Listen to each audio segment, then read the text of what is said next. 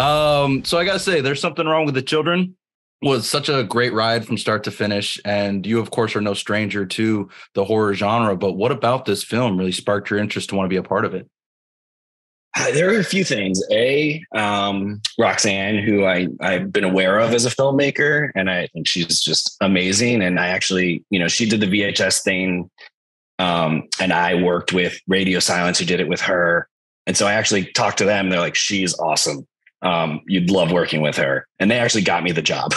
They called her and they were like, Zach wants to do your movie. And she was like, sweet, let's do it.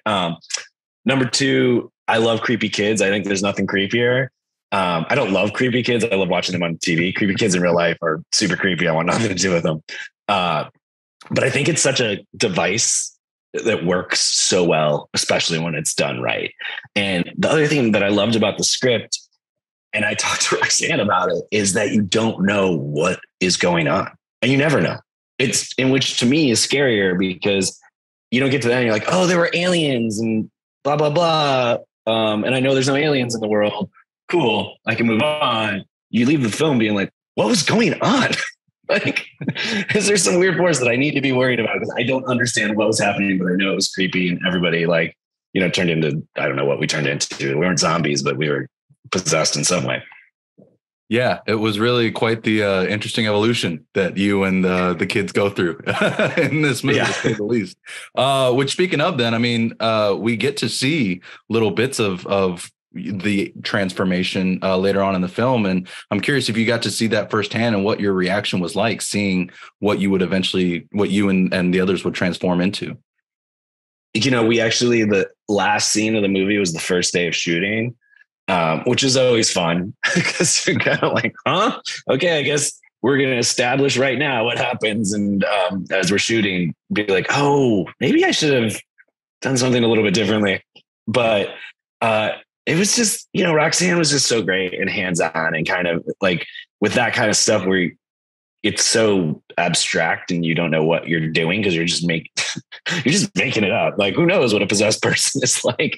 But she had such a vision that she was really helpful in being like, I want to kind of like this mode and like your movement to be kind of in this fashion. So that's all really a credit to her. And she knew, the only way we could shoot the end of the movie first is her clearly knowing where she wanted it to get.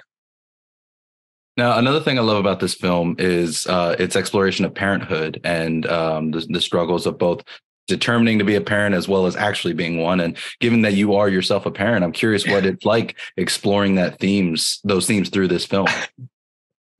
Well, almost the more funny thing throughout shooting this film, it was the first time since I've had kids that I was the only person on set with kids. And it really made me realize that I have nothing to talk about except my kids. And I would see them be like, oh, yeah, no, Zeppelin, I get it. Yeah, no, you're kids. We get it. Zeppelin, Revel. Okay, cool. But it definitely, you joke, not you joke, maybe most people don't, but I feel like a lot of parents joke where you're like, oh man, what did we do? Like we used to have such a cool, easy life. And now this is what we do.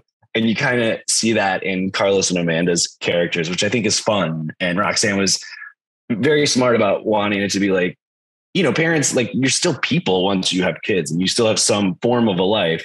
And I thought it was fun to put it on screen, these parents who don't regret being parents in any way, but also are still holding on to like, we used to be our own humans who had lives and like, we want some form of that.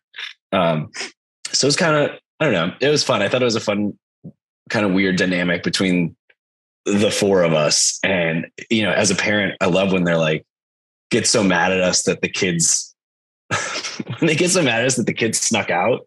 And in my head too, even as a parent, I'm like, what were we supposed to do? Sleep in the room with them?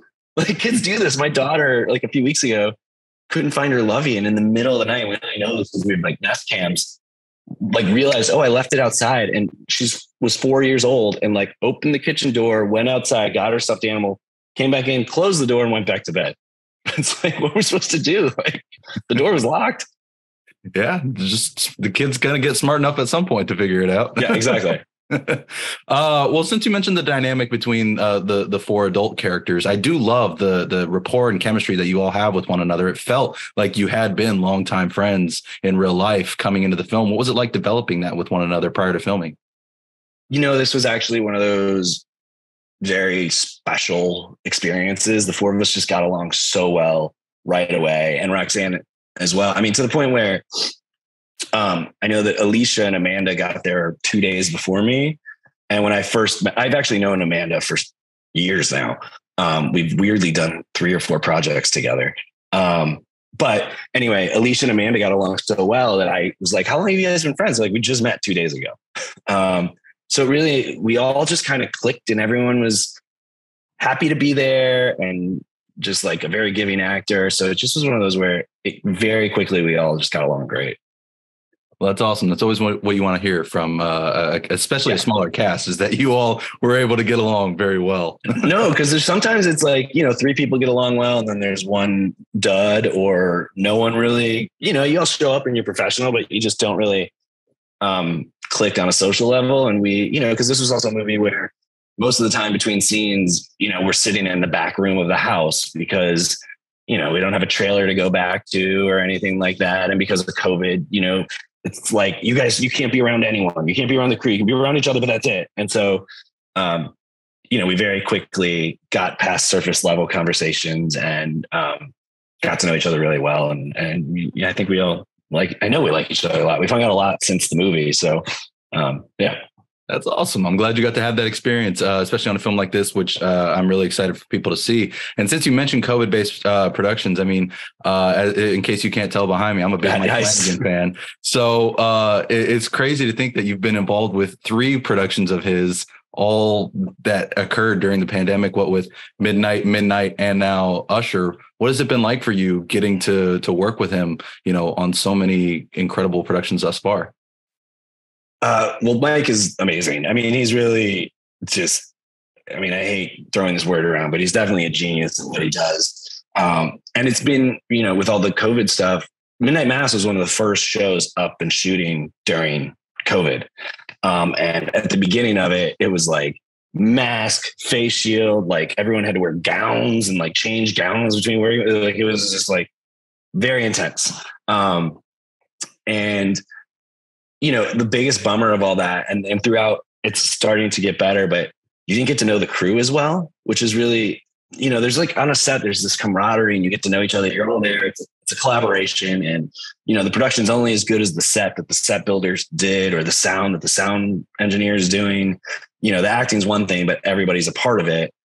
And you kind of get this camaraderie of like, we're a team, we're all in on it. And it was a little bit of a bummer because you just like couldn't get to know each other. And by literally on the third production, because most of Mike's crew was the same, we shot them all up in Vancouver. There'd be people that like, I'd catch them eating and they wouldn't have their mask on. And I'd be like, that's what you look like? Like, I had no idea that's what you look like. Like our makeup person who did my makeup, I don't really wear makeup. She would give me chapstick, but for a year and a half, I didn't really know what she looked like until we invited her over to our house for like dinner one time. And I was like, oh, okay.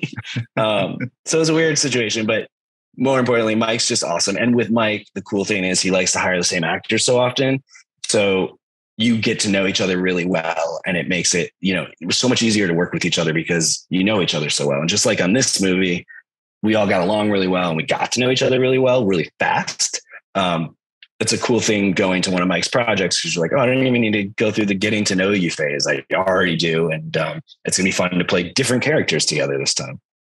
Well, and speaking of that, I talked with Carla a little bit about Usher as well. And I'm curious if you can give me any kind of insight on how your character in this compares to your characters and the tone that you've seen so far in your prior to work collaborations with them. Yeah, I honestly, they're so secretive. I don't know what I'm allowed to say. But, it's definitely imaging. My role on Midnight Club was just kind of fun in there. And I after having done Midnight Mass, I just wanted to work with Mike again. It was like, is there anything in Midnight Club I can do? And he was like, well, there's this character, Mark, I guess technically could be you, but like, he's barely in the show. I was like, I'll do it. And so that was like fun and light, which is very different than, what Riley was in Midnight Mass. I think my character in Usher is definitely, it's in between. It's not as morose and dark, but it's not as light as Mark. So that's a pretty non-answer answer. I'll take it. I love it. And then for my final question before I do let you go, still going on Mike. This year last year did also bring the sad word that Midnight Club wouldn't be continuing. And I'm curious what your reaction was like when you heard that news that Mike wouldn't get to continue it. I mean, it was a bummer. The younger, they hated when I called them kids. Chris loved to call me old. And then if I'd be like, oh, the kids, be like, I'm not a kid. I'm 19. I'm like, oh God, okay. But they were all so talented and so, it really, having been fortunate enough to be working for a long time, I love going to work. I really appreciate it. But being around most of a cast who this is their first big job or their second or whatever, they're all still like pumped on it. It was like, oh yeah, this is fun. We get to play make-believe for a living and like, we should just enjoy every moment of it. And and I got to know them all really well. And that's the biggest bummer when any show, even if it's a movie that's only going to be one thing, when it ends with a series, you kind of have the hope of like, oh, we're going to come back and get to hang out again. And it's always like months after. So you don't even get to have like a proper goodbye. And that's a little bit of a bummer, but we're all still in touch and it would have been fun to tell more of those stories, but it's kind of the way TV works. It is an unfortunate side effect, but at least you got to reunite with them for that little bit of time and reunite with Mike on Usher. And I really look forward to spreading the word about There's Something Wrong with the Children. I think genre fans are going to love it. And even those who come in blind are going to be really intrigued by it. Oh, awesome. Well, thank you so much.